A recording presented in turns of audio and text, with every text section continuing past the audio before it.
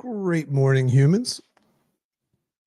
Great morning, world. This is your boy, Dr. JC Doornick, and welcome to another edition of the Make Sense with Dr. JC Doornick podcast. And welcome to Make Sense Mondays.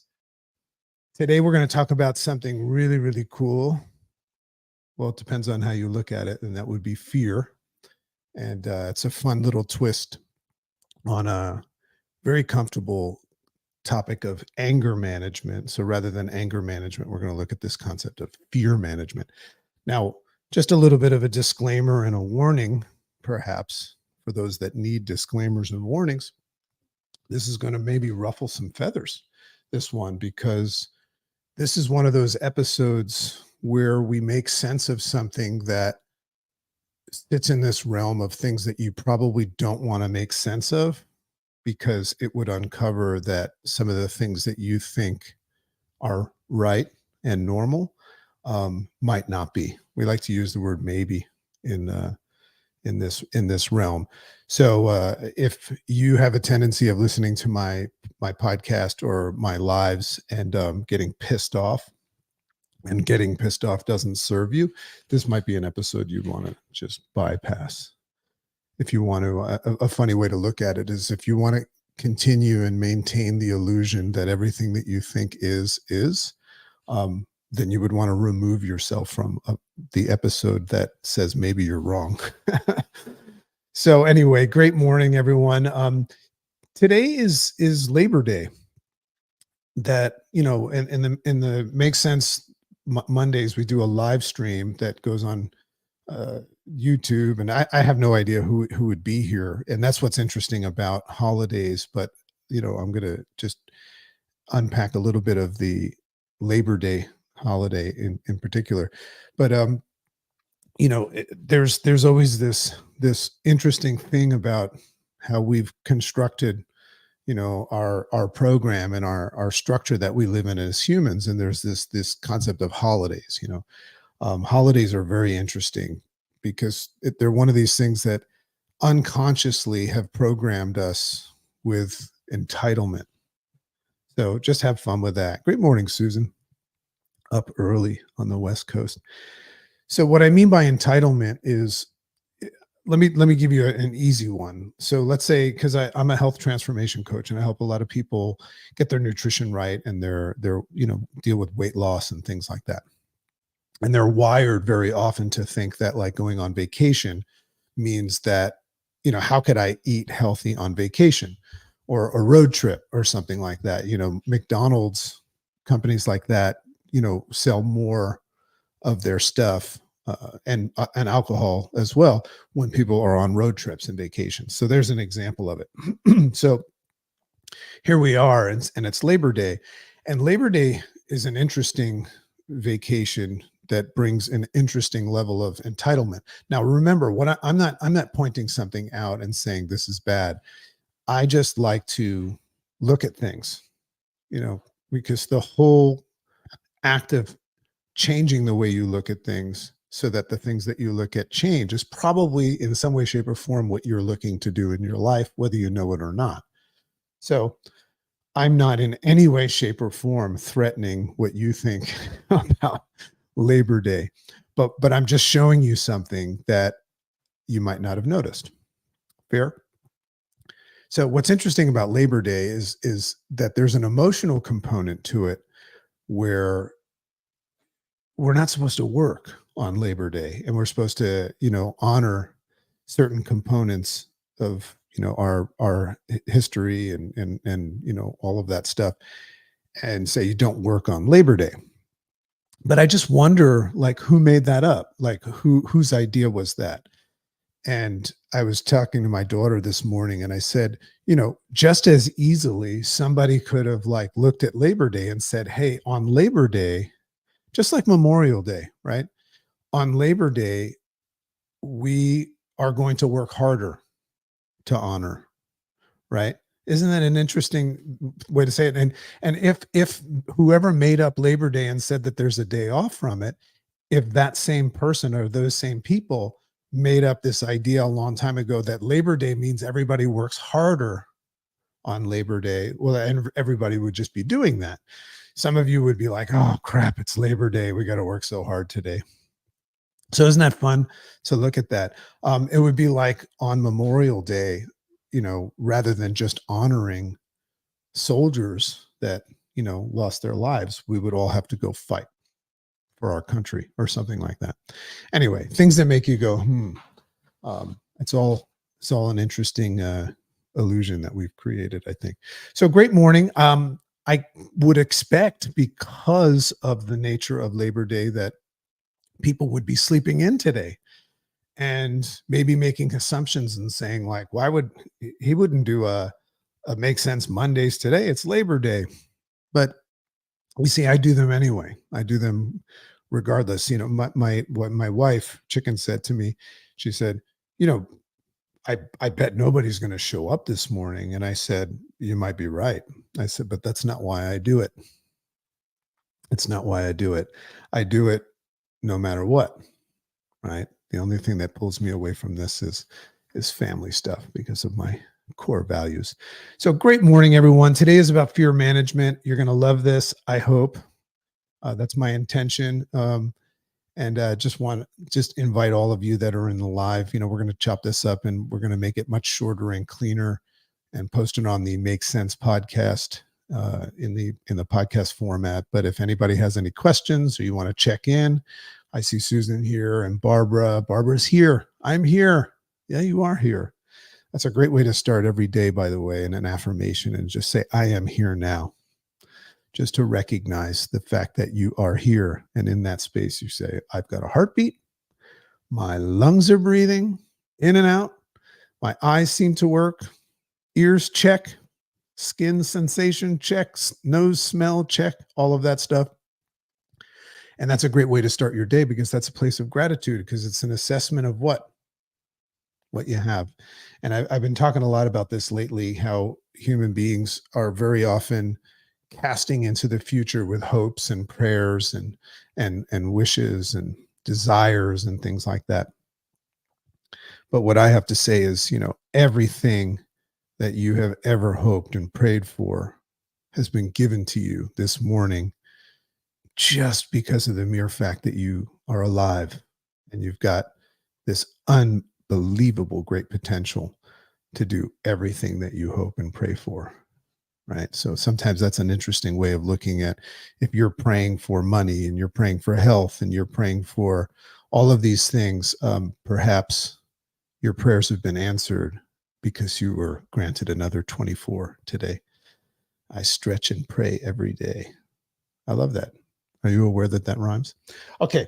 So we're going to get into this one, and I just want to share with you a couple of things. So Chicken and I, my wife, Mika, very excited. We've talked about this before. We created this relationship retreat called the Sati Experience, which is kind of now another one of our sponsors. We got Make Sense Academy, our private academy, where people can come in and rise up with us live every day and interact and learn all of our tools, our interface response system. And a lot of, now we're teaching people about sales and communication and all of that stuff using the same technology that I teach and I use on this podcast. So we've got that private community, $24 a month. That's going to go up to $48 a month, by the way. And the reason why is it really should be like $1,000 a month for what we give people in there. So if anybody's interested in checking that out, risk-free, $24 a month, money back guarantee, let us know. But then the Sati Experience is this new thing, this relationship, approach to taking people that love each other, that just want to take their and renew and reacquaint their love and reignite and things. We're going to have this awesome vows, renewal. People are going to get married again and all that stuff. So our first one sold out in Costa Rica at this beautiful villa. And we're getting ready to announce the next, but I can tell you that it's going to be on Valentine's Day. And we're going to have this amazing opportunity for couples to come out there and do some work, have an amazing experience, but also renew their vows in a very, very special way in paradise. So anyway, interesting to you. All you got to do is get on the list. We only typically take 6 couples on these trips. That's why they sell out so fast. So there's that. And very, very excited about all those things. So let's start. Fear management. Interesting to just write that down, fear management. So, funny twist. I think I was thinking about anger management at the same time because anger is a funny thing because anger is something that is a side effect and a symptom of you trying to control things in your life that are out of your control and you get angry. So that's a reactive thing to be angry. And, anger also is a gift. Anger helps you in some situations. But I heard somehow it came to me this idea of acknowledging and observing fear management instead of anger management. And if you think about it, what management means is to take this thing, in this case, it would be fear, and look at your system of managing it. And if you have an ineffective or inefficient or faulty fear management system, well, then fear would be running fear would be managing you rather than you managing fear. So that's why I think this is an interesting topic. So I said it was a funny twist that ran through my mind when looking at the astoundingly challenging game of anger management and all that comes with that. And that of my observation and own participation. You see, I'm not the kind of person that only sees things in others. I'm first typically looking at it in myself. See, that I teach this interface response system to help people have more efficient and effective and logical and rational responses to whatever we're interfacing with in life. And the value of that is less distraction, more follow through, more clarity, more radical acceptance of responsibilities in life, easier letting go of things and things like that. So I always look at myself and my fear management system. And I also observe others because into human behavior. So my observation and participation myself in fear management. So although they are very closely correlated, anger management, fear management, they have some fascinating differences. And I just thought it would be fun to point these out. So the goal of this episode today would be to offer you the opportunity, take it or leave it, um, accept it or reject it, to just look at something that's going on in your life and make a conscious assessment of whether or not it serves you. And that would be your fear management system. So, first of all, I find it interesting how one seems to be more widely accepted than the other. So, anger management versus fear management. So, think about it. If somebody says that they're angry, somebody comes at you and says, I'm angry, right? In some way, shape, or form, don't you recognize that as something that must be dealt with swiftly? Like you might come in and try to say, "Oh no, don't be angry," and teach them how to let it go, or say, "I got to get away from this person," right? But anger management is like not something that, or I'm sorry, anger is not something that we as a society think is a good idea. So you must either get the hell away from that person or help them turn it around, or turn it down or off before something bad happens. But fear is different. We're allowed to be afraid. Um, we even have a lot of books that teach you that fear is necessary, and it's a recipe. It's an ingredient. Great morning, Kathy. So when somebody says that they're afraid, there seems to be much more empathy and understanding around it. Um, I know that if I'm afraid of something and somebody steps in and says, "Me too," oh boy, doesn't that feel good? I love that. I love that. In fact, that could be a fear management system in itself is to hang around with people that are afraid. If you're afraid and you hang around with people that are afraid, you feel better about it. So, as well as the sharing of how normal it is to be afraid, we say it's normal. It's totally normal to be afraid and perhaps share commonality with one another, with some me too examples, like I said before. If I'm scared, I need to find someone quick that's scared too, because then I don't feel so abnormal. Because the worst part about being scared is in that comparative reality, to think that you're like some sort of a loser or some sort of a wimp, right?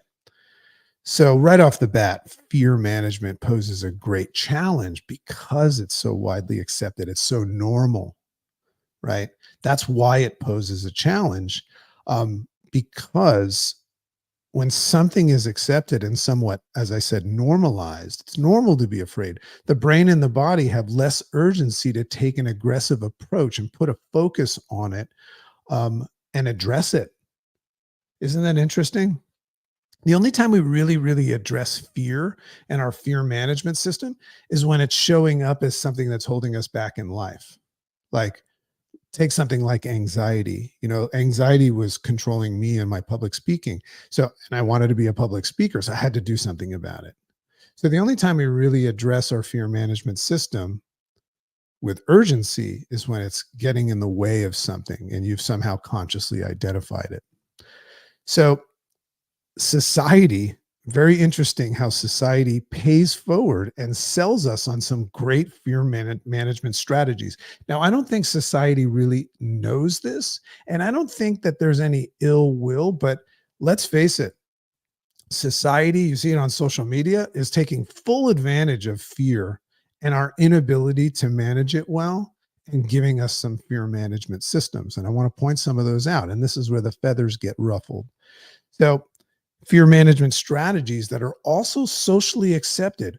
When I create a strategy and it becomes socially accepted, that's because it came from some sort of an authority, like a religious authority or a political authority. And I had enough people tethered to it and believe in it that it becomes what we call socially acceptable. Once something becomes socially acceptable, that's a good thing for you, could be a bad thing because then you start to practice it and say everybody else is doing it. Um, there's a little bit of insanity in that, if you think about it.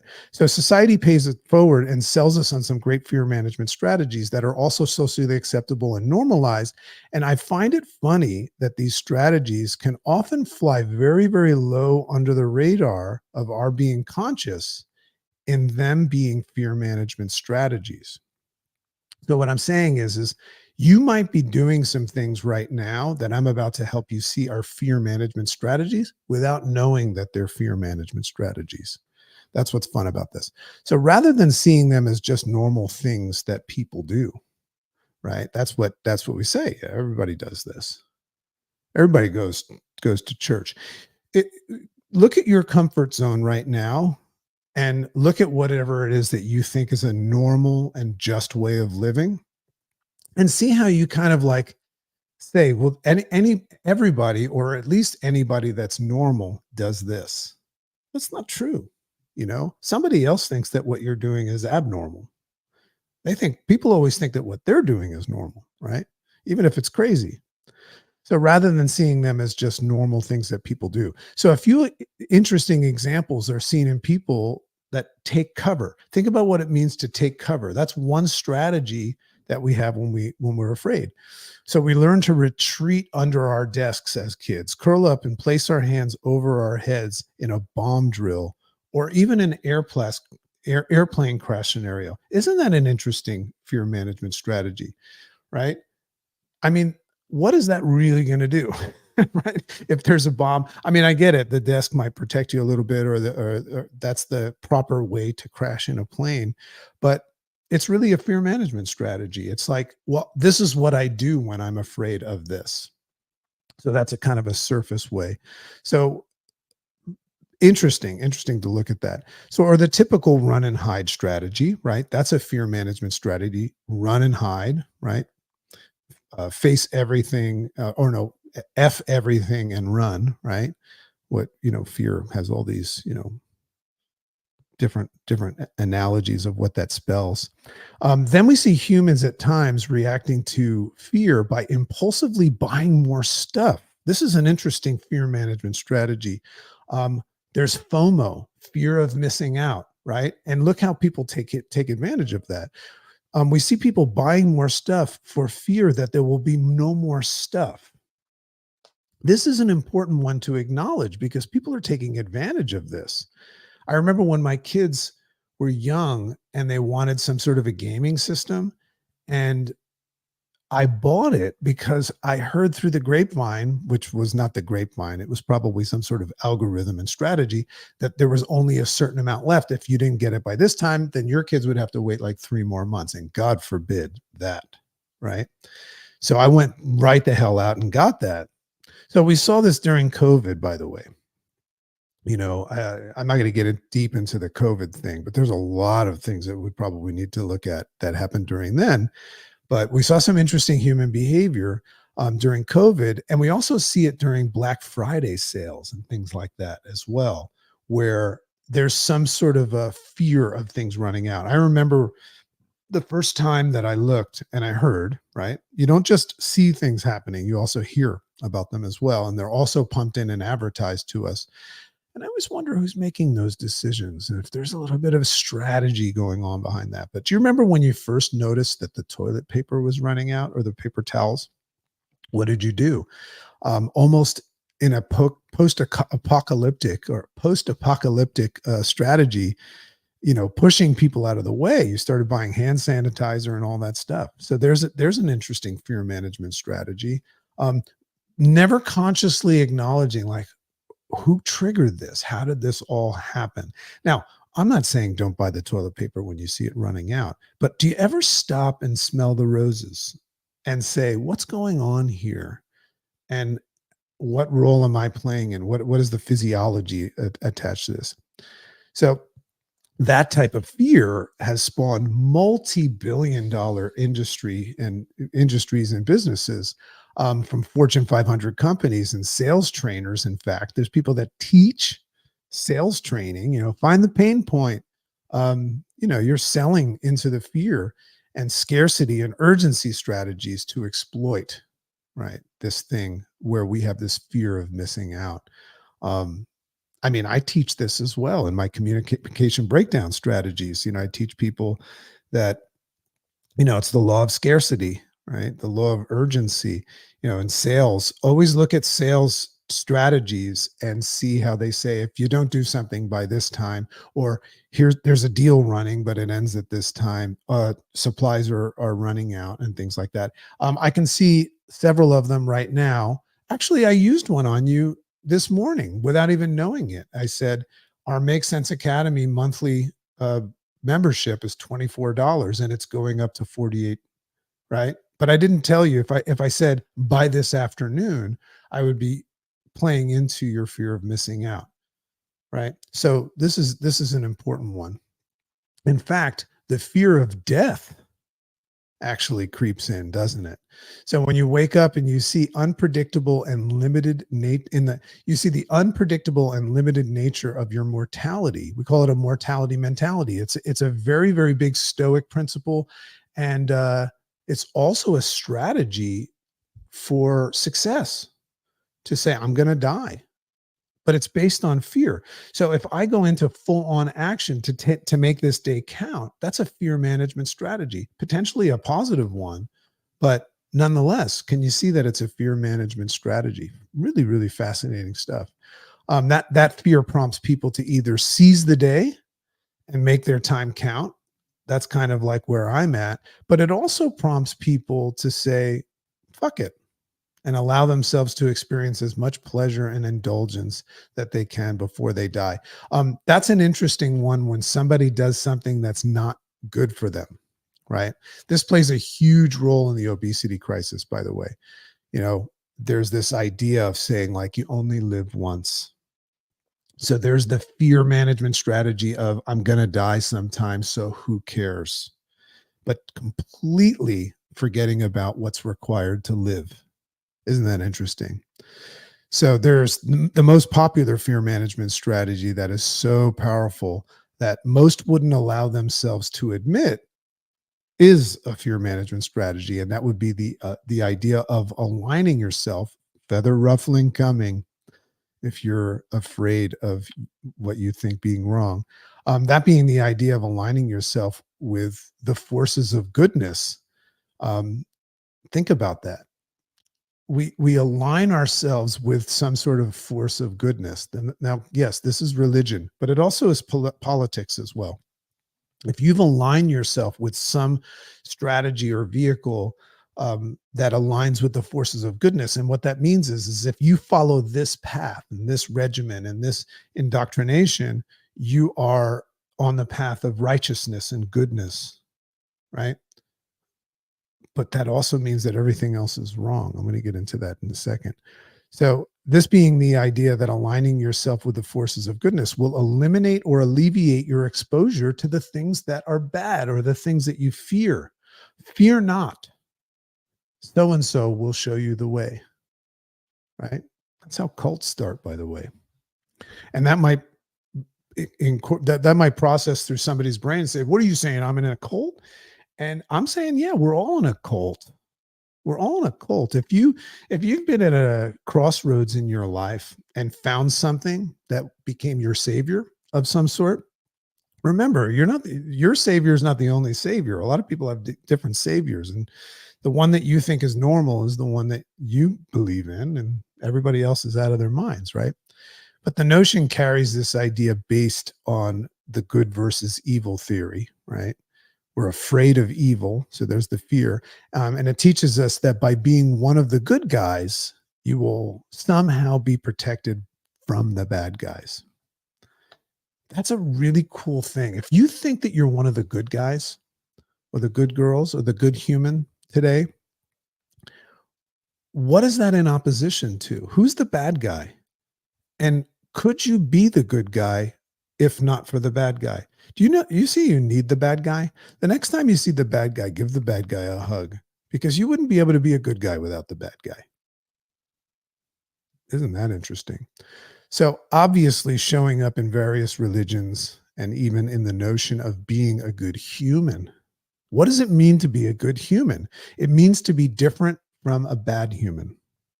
So you would have to define first what a bad human is in order for you to know what it means to be a good human.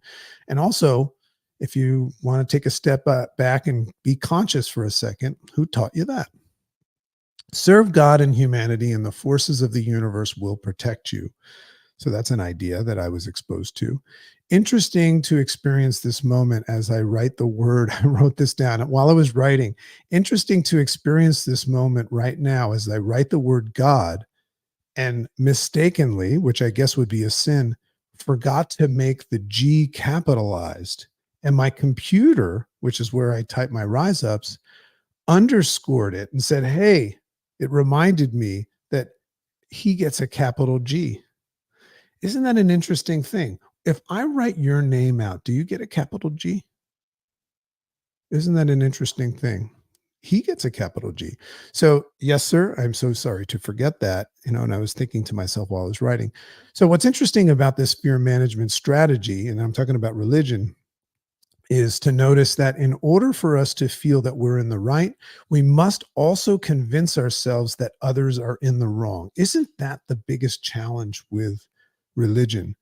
Is that you think that what you're saying is that you're right, but in another way, especially if it's being heard from somebody that doesn't think like you have to acknowledge what is wrong. So at some point, people started to teach us what's wrong, which means that the opposite is right. So if you look at your religion and your belief system, and it doesn't have to be religion, it could be your core values, they require something, some sort of an understanding and conscious understanding and embracement of what's wrong. So this goes far past creating the vast incongruency of religions and their unique beliefs, right? I mean, like, and when I say incongruencies, I know that what you say about God and everything, I know that that's right because you think it's right. But I just want you to understand that it's incongruent in the fact that somebody else is 100% sure that what they say is right. And if it's different than you, then there's an incongruency there. But it's all based on the fear of being one of the bad guys. And there's all sorts of different ways. So that's what I wanted to point out. Your fear management system might be God, it might be religion. And that's fine if it's working for you. So where people are prompted to follow a leader or a movement motivated by being convinced that the others are evil or abnormal. This is a really dangerous part of fear management strategy where we're all at a crossroads and we're looking for some sort of a leader or system to follow. Um, that person, and this shows up in dictatorships and things like that, and cults, that person is going to teach you that the way that they're showing you is away from being the bad guys. So if you look at any of those terrible things that have happened in our history, you see these dictators spending a lot of time making somebody the bad guy and then showing you, here's how you be the good guy. Can also take note that the only person in that instance that sees the wrong as a wrong is the person that thinks that they're right. Isn't that interesting? The only person that sees something as wrong is the person that thinks that they know is right.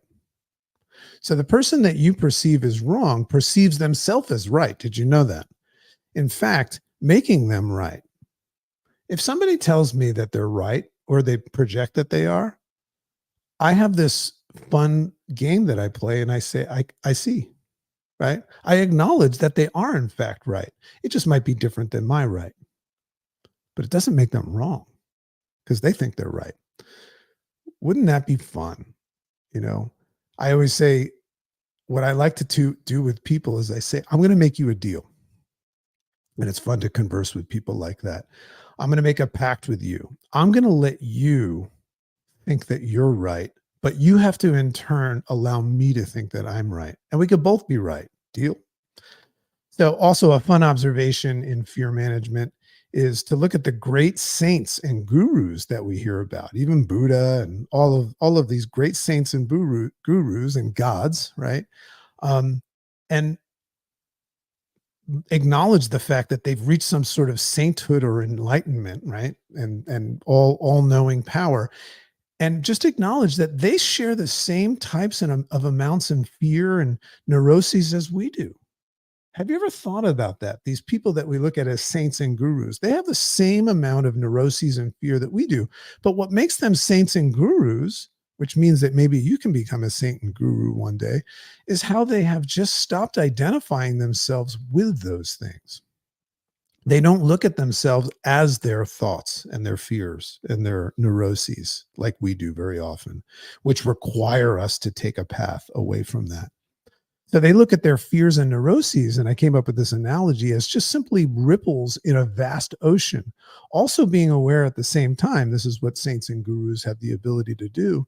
Um, Also, being aware of the fact that right behind those ripples that look like fear and neuroses are waves of things like confidence, clarity, and peaceful joy, all part of the same ocean, just like clouds are the part of the same sky. Perhaps this is the way. Isn't that interesting? To fully radically accept everything. If you see a bad guy, recognize he's necessary and there's a good guy right next to them and they balance one another out. Um, this is a game, folks.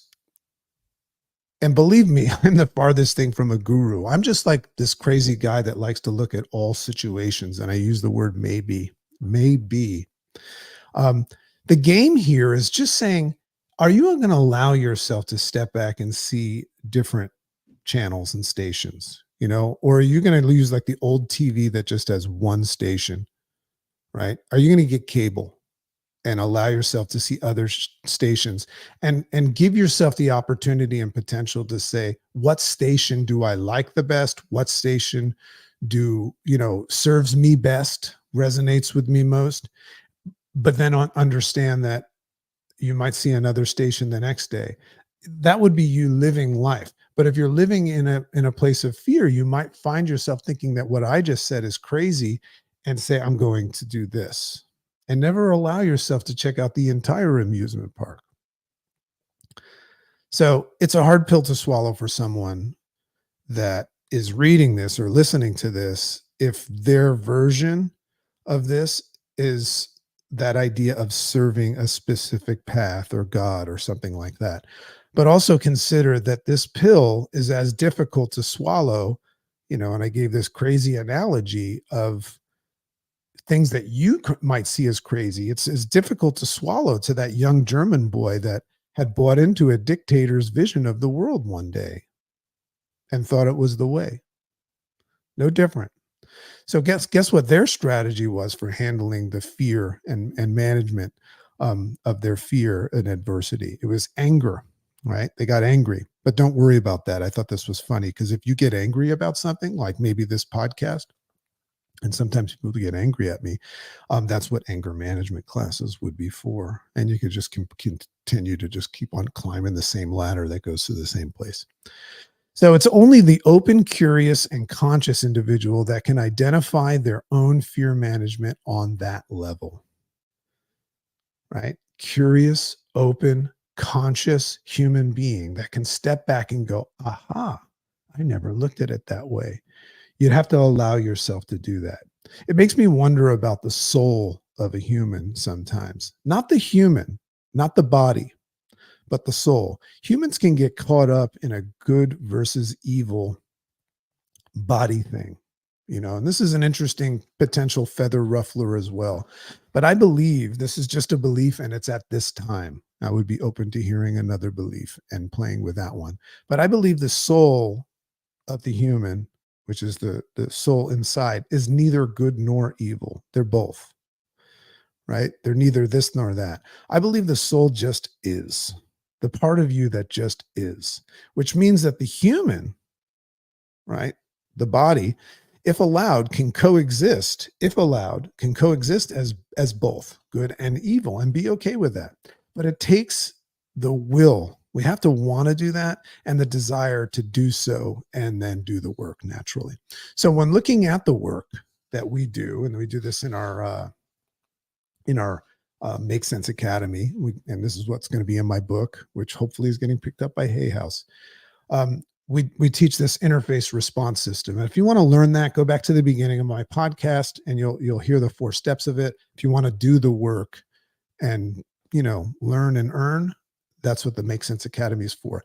But this poses a worthy challenge in the 3rd phase of the 4-step phase, in the assessment phase, where we determine how we're going to label someone or something as good or evil and determine who gets in and who gets out, or who doesn't, who gets in and who doesn't. So according to Ram Dass, who I'm reading right now, and I just love it. Polishing the Mirror is a great book. A lot of fun stuff on YouTube on him too, Ram Dass.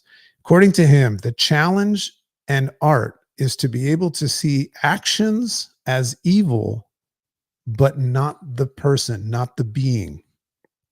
Think about what that means, because that could be a big game changer for you.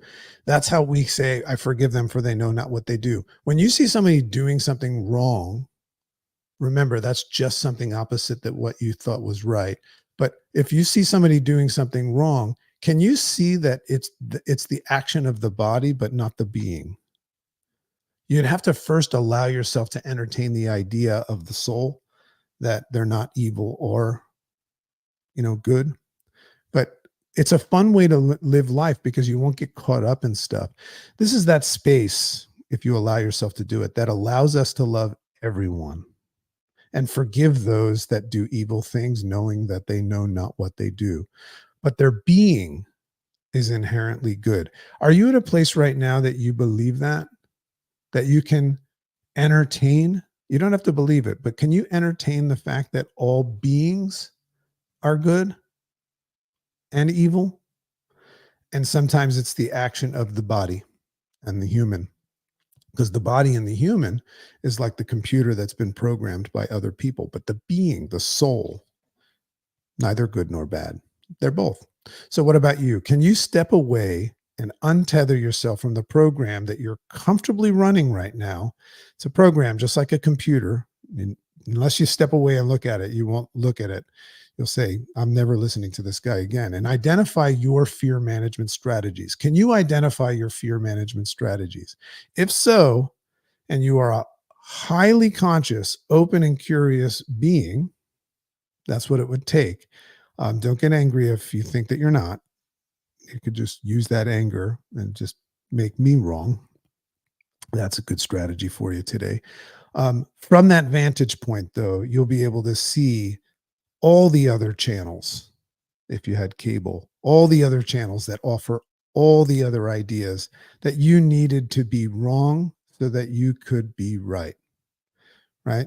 You'll see that that's what your strategy might be, is needing certain things to be wrong so you could be right. Perhaps you can take the huge step of allowing yourself to consider which ones of those channels best suit you and best suits your core values. And that might be what you're doing right now. And if that is, then that is the right thing for you to do, right? But are you allowing yourself to have options of different fear management strategies and different channels? It's kind of like moving from TV, as I said, where there's only one station, to getting cable, surfing the channels and seeing what show you like the best. Perhaps you can also see, that without the perception of fear, you would actually have nothing to manage. That's another interesting insight. Without fear, I would have nothing. Without fear and anger, I would have nothing to manage. And I said, heck, without fear, you might not even get out of bed today. Make sense? So I don't know how that lands with you, but that's it for today. Went 40 minutes instead of 30 minutes today. Love and appreciate you all. I look at life as just a fascinating experience and game. Full respect for everybody. If somebody has an opinion, I honor it, and I honor and appreciate everybody. And I just hope everybody has an amazing day, lives to their potential, um, comes from a place in their heart of gratitude for what you have. Celebrate what already is rather than getting caught up in always needing and desiring more. Come check out our community. Hope you'll like, follow, and share the podcast and the YouTube channel and all of that stuff. Have an amazing day, everyone. Bye bye now.